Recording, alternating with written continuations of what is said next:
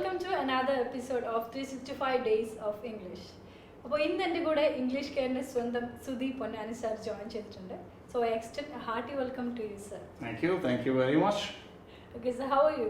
I'm doing great, thank you. And you? Yeah, I'm also doing well. Okay. Thank you for asking. All right. Okay, so അപ്പോൾ നമ്മുടെ ഈ 365 Days of English program ഇപ്പോൾ 10 days പിന്നിട്ടിരിക്കുകയാണ്. Yes, So yes. how do you feel about that so far? So far so good, and I'm getting a lot of response. We are getting a lot of response. Yeah, Whether so we get many to- comments here. Yes, correct. ഏറ്റവും എനിക്ക് സന്തോഷം തോന്നിയ കാര്യം, and you are doing a great job actually. Oh, thank you so much. So I was watching from the beginning. I knew the first video that you made for English Care.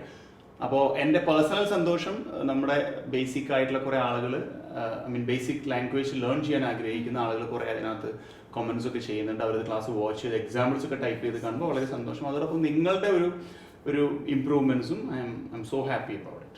You're my inspiration. Thank you.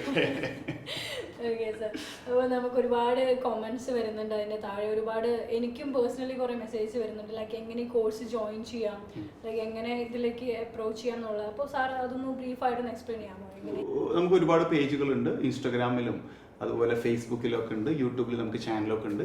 അല്ലെങ്കിൽ ഈ വീഡിയോയ്ക്ക് താഴെ ഞാനൊരു link കൊടുക്കുന്നുണ്ട്. അപ്പോൾ അതിലെന്ത് ചെയ്യാം, നിങ്ങൾക്ക് ക്ലിക്ക് ചെയ്ത് കഴിഞ്ഞാൽ നമ്മുടെ കൗൺസിലർ നിങ്ങൾക്ക് ഡീറ്റെയിൽഡ് ആയിട്ടുള്ള കാര്യങ്ങൾ പറഞ്ഞുതരും. ഏത് കോഴ്സ് നിങ്ങൾ സെലക്ട് ചെയ്യണം. നമുക്ക് 3 ലെവൽ കോഴ്സ് ഉണ്ട്. ലെവൽ 1, 2, 3. ലെവൽ 1 എന്ന് പറയുന്നത് ബേസിക് ആയിട്ടുള്ള ആളുകൾക്കാണ്. ലെവൽ 2 എന്ന് പറയുന്നത് ഇന്റർമീഡിയറ്റ് ആണ്, വിച്ച് മീൻസ് നമുക്ക് ഇംഗ്ലീഷ് അത്യാവശ്യം അറിയാം, പക്ഷേ സംസാരിക്കുമ്പോൾ തെറ്റുമെന്നുള്ളൊരു പേടി, കോൺഫിഡൻസ് ഇല്ലായ്മ, വാക്കുകൾ പ്രോപ്പറായിട്ട് നമുക്ക് കിട്ടാത്തൊരവസ്ഥയൊക്കെയുള്ളവർക്കാണ് നമ്മൾ ലെവൽ 2 പ്രൊവൈഡ് ചെയ്യുന്നത്. ലെവൽ 3 ഓഫ് കോഴ്സ് അഡ്വാൻസ്ഡ് ആയിട്ട് ഇംഗ്ലീഷിൻ്റെ ഒരു നെക്സ്റ്റ് ലെവലിലേക്ക് ഇംഗ്ലീഷ് ലാംഗ്വേജിനെ സംസാരിക്കാനുള്ള ക്വാളിറ്റി എടുക്കാൻ ആഗ്രഹിക്കുന്നവർക്കാണ് നമ്മൾ ലെവൽ 3 കൊടുക്കുന്നത്. അപ്പോൾ ഇതിൻ്റെ ലിങ്ക് താഴെ കൊടുത്ത എല്ലാ ഡീറ്റെയിൽസും അവർക്ക് കിട്ടും. ആ കൺഫ്യൂഷൻ അങ്ങനെ തീർക്കാം. ഓക്കെ സർ, അപ്പം ഇപ്പം നമ്മൾ ജസ്റ്റ് ബിഗിനേഴ്സിന് വേണ്ടിയിട്ടുള്ള ബേസിക് ലെസൺസ് മാത്രമാണ് കൊടുത്തുകൊണ്ടിരിക്കുന്നത്. Yes. അപ്പോൾ ഇതിലേക്ക് നമുക്ക് കൂടുതലായിട്ട് ലൈക്ക് അഡ്വാൻസ്ഡ് ആയിട്ടുള്ള ഇംഗ്ലീഷ് അല്ലെങ്കിൽ ഇഡിയംസ് ഒക്കെ ആഡ് ചെയ്യുന്നതിനെ പറ്റി സാറിൻ്റെ അഭിപ്രായം? നല്ലതാണ്. ഇഡിയംസ് ഒക്കെ ആഡ് ചെയ്യുക, കുറച്ച് ഡിഫറെൻ്റ് ആയിട്ടുള്ള വൊക്കാബുലറീസ്, അഡ്വാൻസ്ഡ് ആയിട്ടുള്ള യൂസേജുകളൊക്കെ നമുക്ക് ആഡ് ചെയ്യുന്ന പറയുന്നത് നല്ല കാര്യമാണ്. ഇഡിയംസ് ഡെഫിനറ്റ് ആയിട്ടും നമുക്ക് നല്ല രൂപത്തിൽ നമ്മുടെ ലാംഗ്വേജിനെ ഒരു നെക്സ്റ്റ് ലെവലിലേക്ക് എടുക്കാൻ, കുറേ കൂടി ഒരു ഭംഗിയുള്ള അട്രാക്റ്റീവ് ആക്കാൻ വേണ്ടി സഹായിക്കുന്ന ഒരു കാര്യങ്ങളാണ്.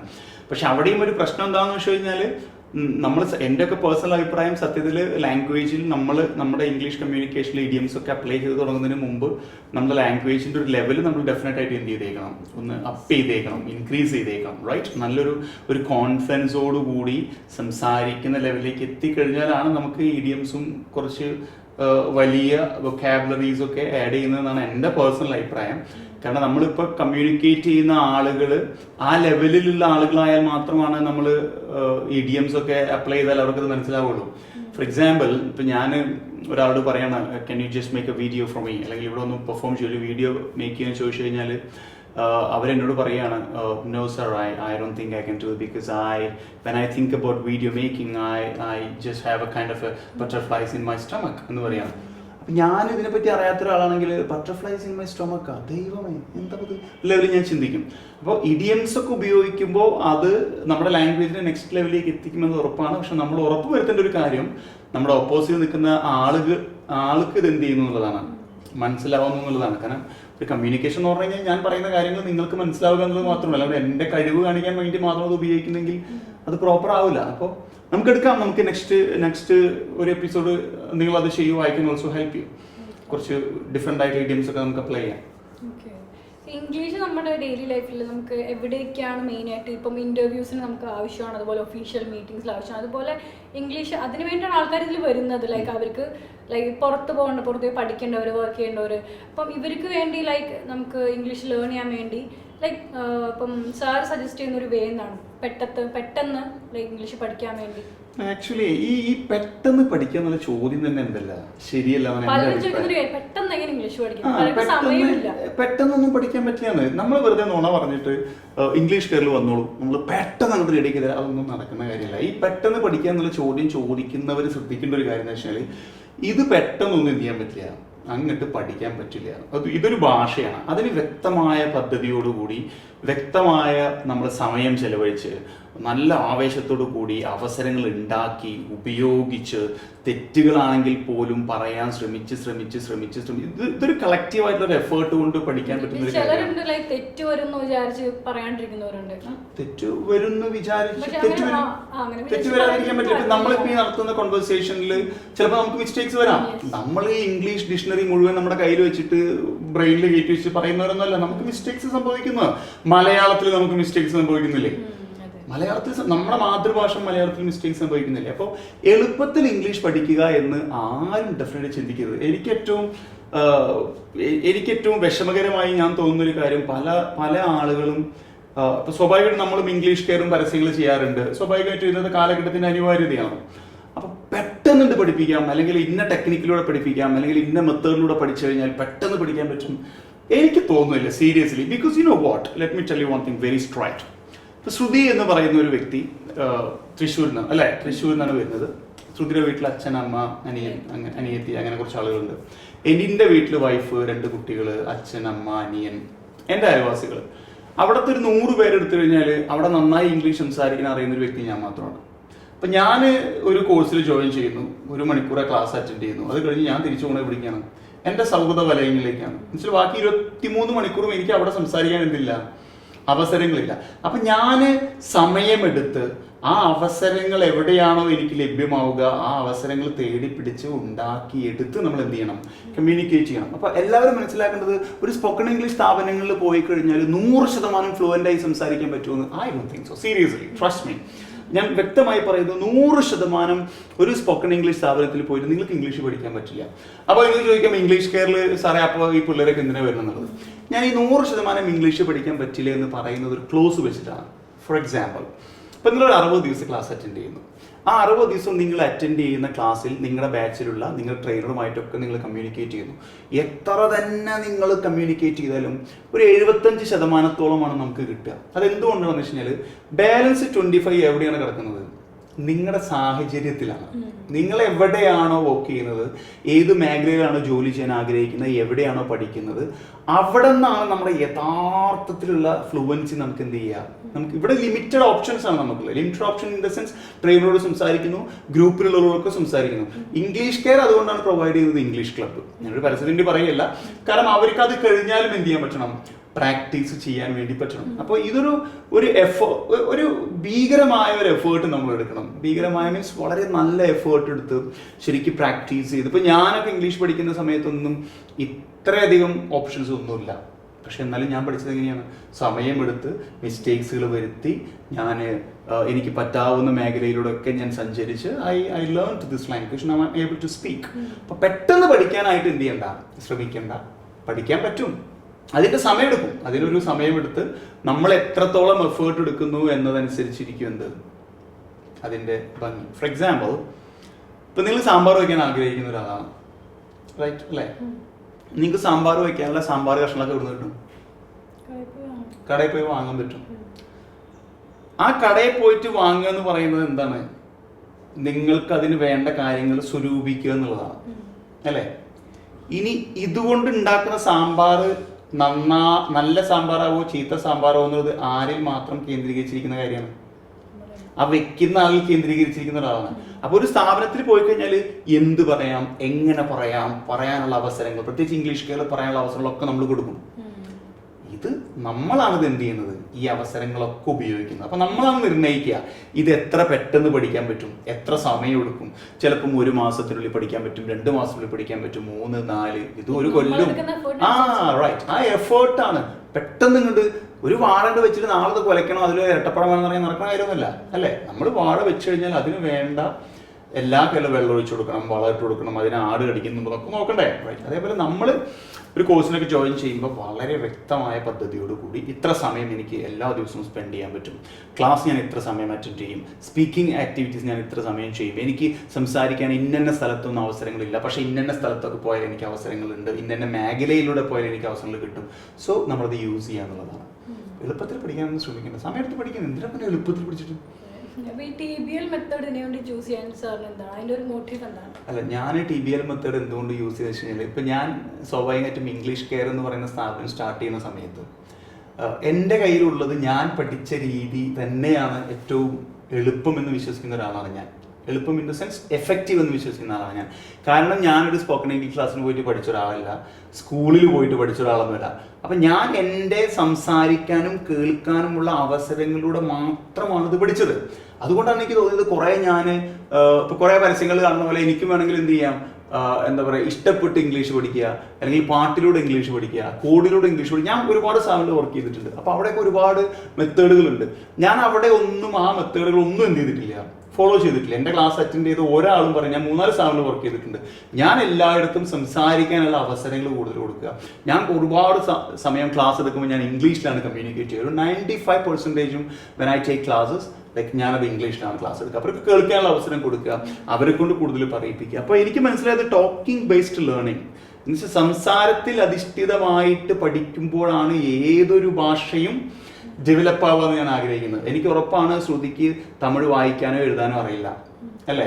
പക്ഷേ ഒരാൾ തമിഴിൽ ചോദിച്ചു കഴിഞ്ഞാൽ, എന്തെങ്കിലും ചോദിച്ചു കഴിഞ്ഞാൽ എപ്പടി ഇருக்கு എന്ന് ചോദിച്ചു കഴിഞ്ഞാൽ മനസ്സിലാവും. എപ്പടി ഇருக்கு എന്ന് ചോദിച്ചാൽ സാർ എപ്പടി വേണമെങ്കിലും ഇരിക്കാം സാർ എന്ന് നമ്മൾ പറയില്ലേ. എപ്പടി ഇരിക്കുക സാർ, ഐ ആം ഫൈൻ, നല്ല ഇരിക്കും നമ്മൾ പറയും. അത് എങ്ങനെയാണ് നിങ്ങൾക്ക് മനസ്സിലാവുന്നത്?